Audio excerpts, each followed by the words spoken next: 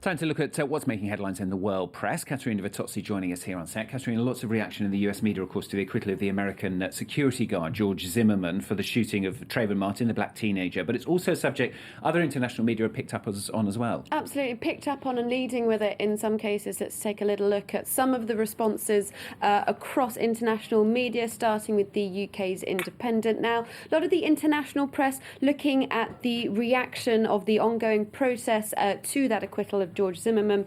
The UK's Independent, you can see leading with the headline, "The Acquittal That Divided America." The German daily Tagesspiegel, they've got a similar headline, a similar photograph of protesters. Their headline there, "A verdict that divides the people." Again, this idea of division, that's sort of in this verdict that is so sort of split public opinion in two.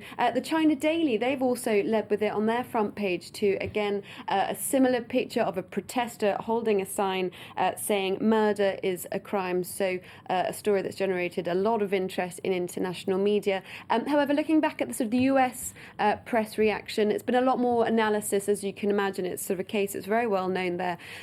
Politico, they have an opinion piece by Joe Scarborough. Now, he's reflecting on the huge amount of political reaction to this verdict, which he says paints a vivid display of the vulgar state of American political culture. Now, he's particularly picking up on the fact that as soon as this verdict dropped, lots of politicians from both sides, Liberals and Conservatives, took to Twitter, as they so often do nowadays, tweeting.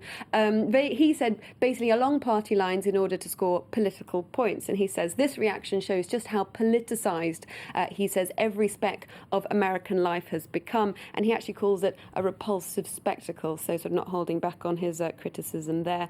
However, a little bit of a few more papers, in fact, Los Angeles Times, looking forward sort of what next for George Zimmerman after this acquittal. The Times quotes his lawyer, who says that his client, although having been found not guilty, is scared for his safety and plans on getting a gun back as soon as possible, because he says that's going to be the only way he can guard his safety, and it's something he needs more than ever. The Chicago Tribune, they've got an exclusive in which they say they've spoken, or they're quoting friends of George Zimmerman, who says that he now wants to go into a law career, because he says he wants to be able to help others who may be in a similar position to him and ensure a fair trial, something that his friends say he doesn't feel he's had in this case. OK, big story there in the US. Big story in Spain is this fresh revelations in El Mundo paper about a scandal involving the Spanish Prime Minister. Yeah, indeed. This is something that we've been following in the news, as you say, a very big story. Now, this is the El Mundo newspaper on Sunday published, as you can see here, these text messages that they said were between the Spanish Prime Minister, Mariano Rajoy, and his party, the Popular Party's former treasurer. Now, Luis Bárcenas, that is the treasurer, is currently on trial for allegedly managing a secret party slush fund, so taking backhanders from millionaire Spanish magnates and sort of putting them into this fund. That's what he's currently on trial for.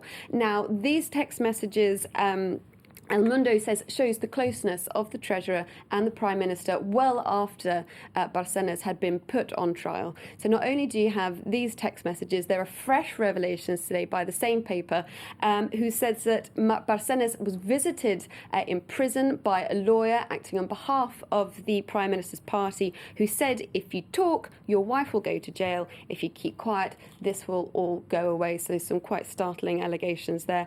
Other papers, however, have been reacting to these comments. La Vanguardia, which is a Catalan daily, looks at the reaction of the political opposition party, who says that Mariano Rajoy must go, whereas the ABC newspaper looks at how Rajoy's own party is standing by him, who say, OK, these texts may have taken place, but they show that our Prime Minister stood firm and has his integrity still intact. OK, you've also found some lighter items in the papers.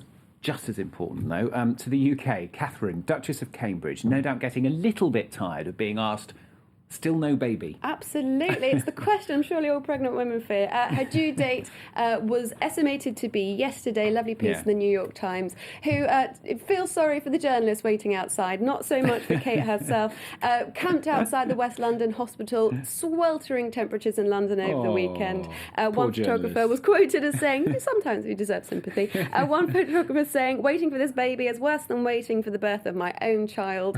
One man, who is keeping his call, according to the Daily Telegraph, is Prince William spotted enjoying a game of polo yesterday. There you see him on the back of his horse while his wife is waiting for the D-Day. He's got his mobile in his pocket, I promise. I'm sure. Just in case. He'd be straight off, not on a horse either. Katerina, thanks a lot. Katerina VITTOZZI with the international papers here on France 24.